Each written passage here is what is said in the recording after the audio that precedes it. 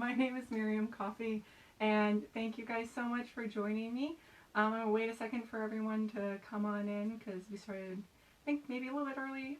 But anyway, I want to welcome you guys to our studio. It is a beautiful day here in Asheville, North Carolina. Actually, we're a little outside of Asheville. So I hope it's a really beautiful day wherever you are. And don't forget to leave comments on what city and state, maybe even country you're watching from. And then also if you have any other questions throughout the video, leave those comments below and we'll be answering them during the show. So you'll be able to get all those answers. So I hope everyone's having a good time sewing at home and being productive at least during this uncertain time. But I'm sure many of you guys have gotten a lot of quilt tops done, and I'm going to show you how to bind those quilts because we have a really cool binding attachment. And this is our quilt binding attachment. This is what we're going to be talking about this today. Last week, Mitzi, I believe on the 13th, she did a video on how to use this attachment to bind the edge of your masks to make the ties on the top and the bottom. But I'm going to show you a different way of using this same attachment. So don't think it's going to be a repeat. We're going to learn new things today. So we're going to first start off with what this attachment really is and kind of the anatomy of it. This back little spring here, this is our fabric guide. And then this is the binding, the bias tool that actually folds our binding in between. Then there's like a channel that goes in between here, or a little tunnel, and that's going to create a little pocket for us to stick our quilt sandwich in between. There are also two screws here that allow this top piece to slide on this bottom piece right here. So there's this bottom piece. This is where it's going to attach to our machine. And then this top piece can be attached and slide back and forth or right and left to position this opening exactly where you want it to be. I've actually already attached it exactly where I want it to be, so I'm not going to take that apart right now. But if you did want to see this all in pieces, Mitzi's video shows us all those pieces, so you can always go back and check her video out. So let's go ahead and attach this to our machine. So the first thing I have to do is undo my bobbin case, so take the little cap off, stick this in my M7 Wonderful accessory drawer so I don't lose it, and then I'm going to take that metal piece right here and it's going to fit perfectly into my bobbin case cover. And then there is this larger screw in the back, and I'm going to tighten this down.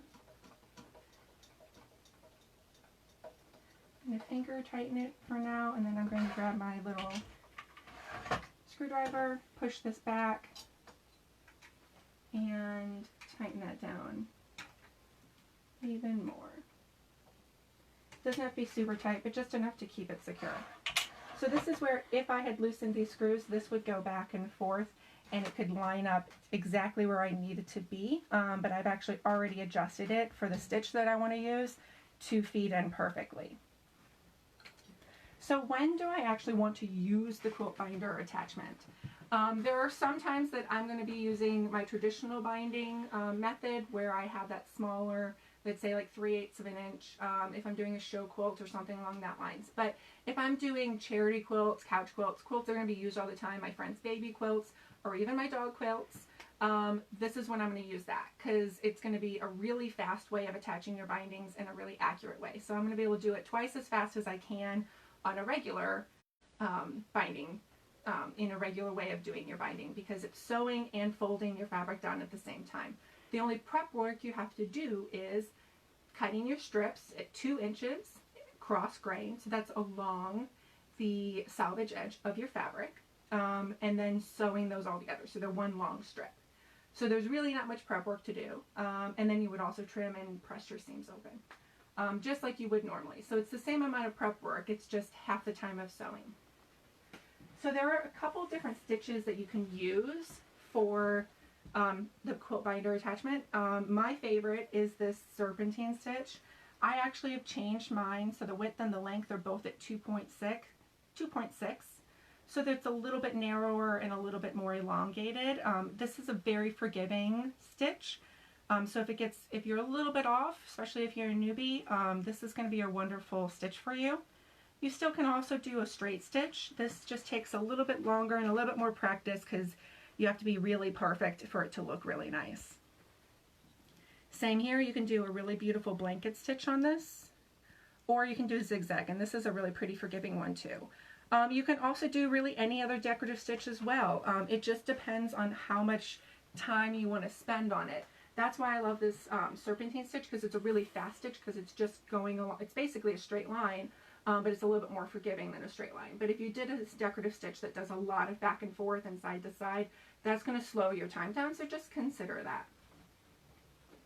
I'm going to show you a few examples of the binder, of what it looks like. So you can see it is a little bit wider than a traditional binding, but you can still get some really beautiful corners. This is a quilt that I made a million years ago, and finally just got to binding it and quilting it. So this will go to some sort of charity probably after this video. So you can see here, I in general like to either match my binding thread color or do a very low contrast. Same thing here. I actually a lot of times like to do a busy binding because it hides any sort of, maybe if I'm off a little bit or misstep, it's going to cover any of that up and give me a really nice perfect binding. So not only can you do a just regular straight, 90-degree square rectangle, you can also do curved. And curved bindings can look really, really beautiful on the right quilt. Plus they're super, super fast. You don't have to do any of the mitering of the corners. You just go whip right around your corner. Another great thing that you can do to save material is if you ever practice free motion quilting or ruler work, save those quilt sandwiches and use those to practice your binding. So you're getting the most bang for your buck for your materials. This is a little example of this is a dog bed that I made for my dog Tristan. And I bound this I did have to use bias strips on this because it is a curved. So this I would have to do bias. And I bound this quilt, I think maybe 15 minutes. It was really, really fast. The only thing that took any time at all was just joining the two pieces, the start and the stop together, which I will show you later on how to actually do that. One of the questions that somebody asked is, what is the width of your strip that you start off with? Cut it 2 inches. And if you're doing a 90-degree, either a rectangle or square, do that cross grain, so that's going to be along the selvage. But if you are doing the curve like I just showed there, cut those on the bias. And that is also 2 inches. So let's continue on, and I'm going to show you how to actually get started. So here are some samples that I have that we're going to get started with. So one thing I do recommend when you first start, this is a new skill set. This is something that you've never done before. So one, be a little, easy on yourself. The first corner that you do is not going to be perfect, and that's okay. Maybe even not your second or your third. I like to think of it as kind of like the pancake method. When you're making pancakes, that first pancake you always throw out. No matter what, you're a really good cook, that first pancake never turns out fantastic. So this is the same sort of concept here. So I use just fabric that I no longer like, or fabric that I have a lot of. So this is some fabric I no longer like, and just made a little quilt sandwich out of it. Bind all the way around, and then when I'm done with that, just cut off the excess binding, toss that, and then practice and keep going around until I feel comfortable with it. So when I start, and that's what I did when I first started, is I just start with a big quilt sandwich, go all the way around with all of my scrap binding. So when I'm binding a quilt, I'm not a math person, so I do not necessarily always calculate the perfect amount of binding that I need, so I always have extra. So I just sew all of my extra 2-inch binding strip together, and then I practice that for my test one. This is what we're going to do here. Let me pull out my bias strip here, and let me show you how we attach it. There are a few tools that you're going to want to use or gather, which is you're going to want a stiletto, seam ripper, or something that you can push your fabric through. you're going to want something to press your, sort of finger press your binding. A nice sharp pair of scissors, a few pins, preferably in an adorable pin cushion. It really does make a difference having it a really pretty pin cushion. Now you can wind your you can also wind your binding in one of these binding buddies or in an extra spool, or you can just let it fall on the ground like I did here. There's nothing wrong with that. So you want to insert your binding through your your fabric guide. You want to insert it here. This is when the stiletto or the seam ripper comes in handy, and you're just going to feed that through.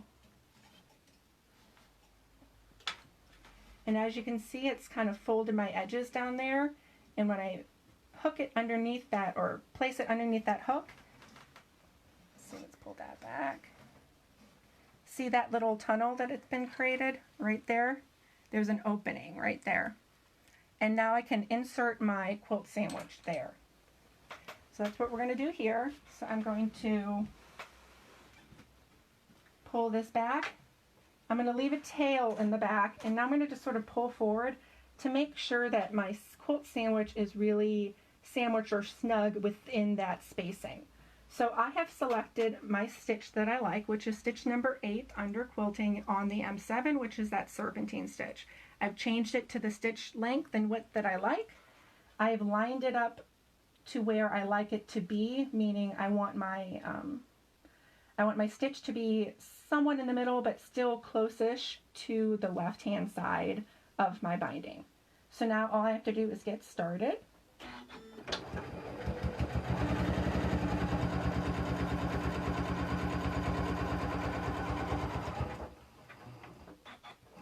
Just keep going. And you can see how fast this is. And I'm going to sew all the way down to the end. Maybe do one more stitch. Now I'm going to lift my needle up, lift my foot up. I'm going to pull it backwards. So I have about 5 or 6 inches here, and now I'm going to use a finger pressing tool, finger press this pretty good, pull out a few more inches here, just kind of give that a nice press here, because that's going to kind of create a memory of that fold under, so that when you pull it back, it's going to want to go back to where it belongs. So now I move my quilt to where it's at a 90-degree angle towards me. And now I'm going to grab some of my pins, and this is when I'm going to pull my top thread and my bobbin thread. I'm going to give myself some slack and then cut those threads, and then I'm going to pull those longer. You want to keep some nice long threads. Now I'm going to manually miter my corner. So I'm going to pull this and create a mitered corner here, and I'm going to pin with a nice sharp silk pin, preferably. Miter that just like that, and same thing on the back side. Miter that. And now you can actually, I ended up using the same fabric, I didn't realize that, on the back, so you can see that's where the lip of my binding that I have just sewn and the tip of that miter right there. You can see how those match up perfectly. Now what I'm going to do is I'm going to just do those top layers, and then I'm also going to press or stick my pin so that it holds my binding flat against my backing. Now if I had pinned it so it was just like that, this could get flipped back, but because I actually attach it down, that's going to keep it in place a little bit more, more likely to stay exactly where you want it to be. So I like the way that miter looks. Now let's go check this top one. I think that still looks good. If I wanted to, I could adjust it. Sometimes I do go back and readjust that a little bit. Get that in place. And now I'm going to pull this back and forth a little bit. I'm going to stick my quilt sandwich back into that pocket, and I'm going to sort of rock it back and forth a little bit to make sure that it's not caught up on anything, because if it was, I could feel that it got caught up.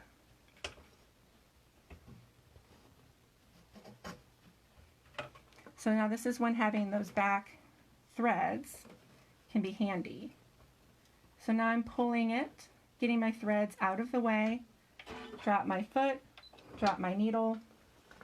Now I can pull this top needle out, or pin, excuse me, but I'm going to leave the bottom one in place. And now I'm going to gently pull, and so pretty slow. You don't want to, because I still had that pin in the back. I don't want to go pedal to the metal all the way. I just want to give it a little bit of a go. And now I can push it faster if I want to.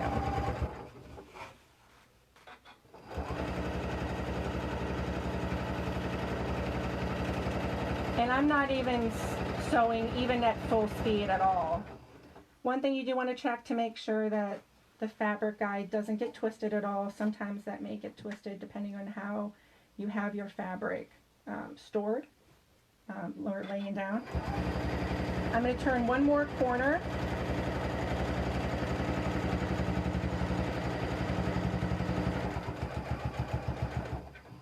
Same thing here, sew to the end, needle up, foot up, pull to the back, finger press that so we have a nice memory. Do a bit more. Now we can pull this to the side.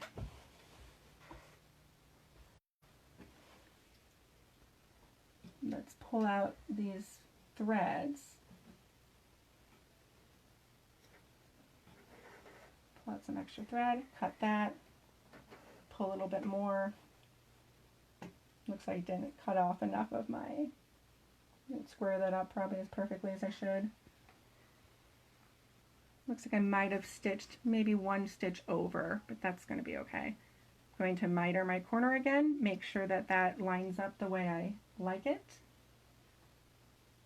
Put a pin through it, flip it to the back, get the threads out of the way, and then line that back up. Now if it doesn't, for whatever reason, let's say it doesn't match up like that, and that doesn't look so good, so you can just readjust it so where it fits perfectly. So you can see there, that intersection is at a perfect 90-degree angle. Same thing here, I'm going to insert my pin just through those top couple layers, and then also pinning it flat against here so this keeps this little lip in place while I start sewing. Same thing like I did before, pull this back and make sure that there's not any twists or anything funky happening underneath my foot that I can't find. And again, let's get our threads out of the way and under the foot.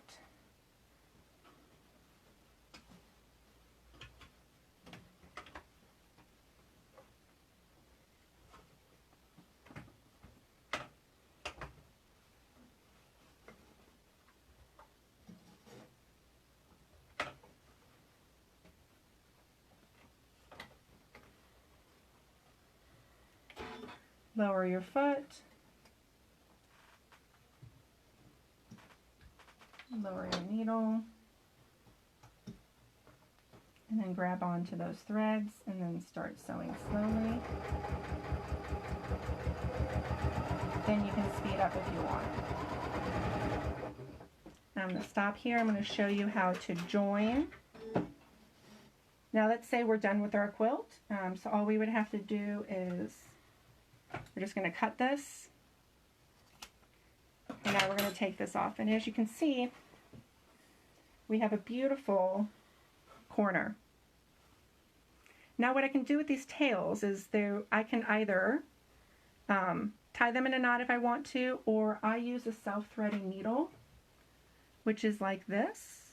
It has a little slit on the top where you can just pop your thread in the back. And if I wanted to, I could create a little knot here. Let's say I do like a little bit of a knot. And then feed this through in between the binding layers. and I can pop that knot in, and then I'll just trim that thread. And now I would do that to the rest of the threads, and you can see I have a really beautiful start and stop. My threads are secure. I don't have to worry about them coming undone, and have a perfect 90-degree binding on the back. Now let's go ahead and take off our quilt binder attachment. So we just slide that forward, unscrew it, take this bad boy off, put that to the side. Now I'm going to put my cap back on, snap that back. I no longer need these guys. Now let's pretend we finished our quilt.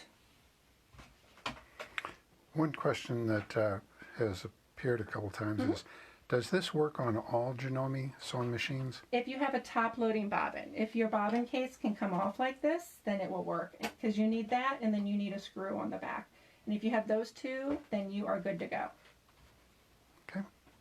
All right, so now we have, let's pretend this is our whole quilt, and we have our start and stop done. We've got our little tails on either side. I like to leave a minimum of about 6 inches, and then so this is one way of closing your, joining your start and stop. There are several different ways you can do it.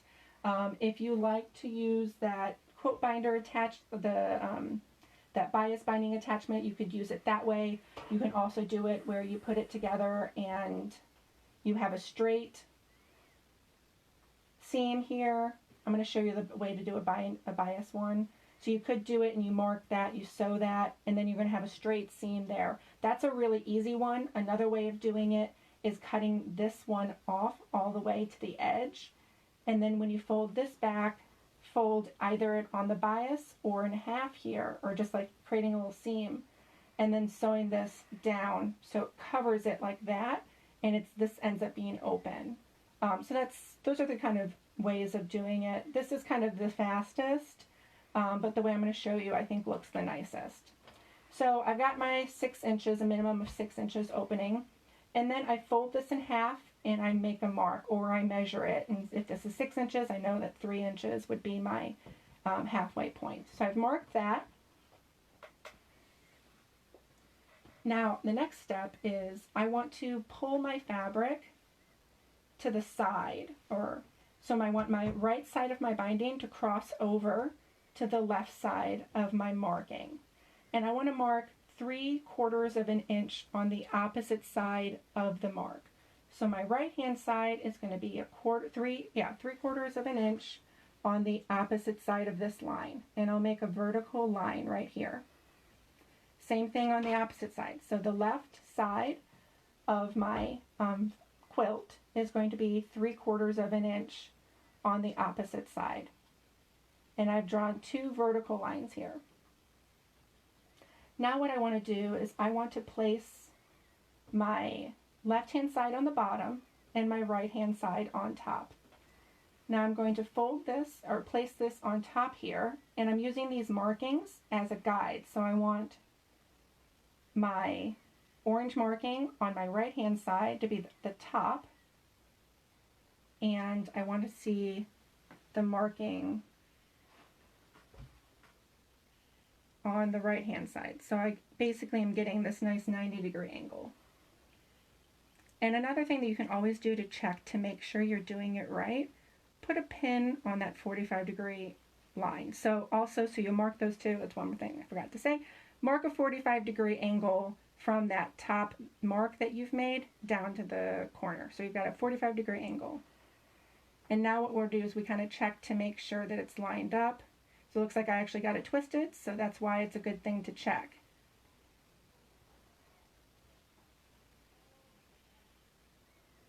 Before you actually sew it together. So we can check that again to make sure I did it right. And now it's going to come together. Perfect. So let's go ahead and sew that seam. So before you sew the seam, let's make sure we switch it to the straight stitch, because I have a tendency of always leaving it on the stitch that it was on, which is that serpentine, and that does not make a very nice seam. So I am lining up my straight line on either sides to make my 90 degrees. I've marked my 45-degree angle. Now I'm going to place it under my machine, lower my foot, and then sew, get my pin out of the way.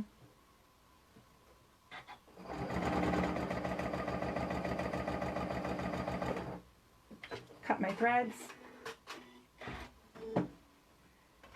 And now this is when I would cut my 1/4 inch seam allowance. I press that open, and then I'd be able to do the next step, which is right here.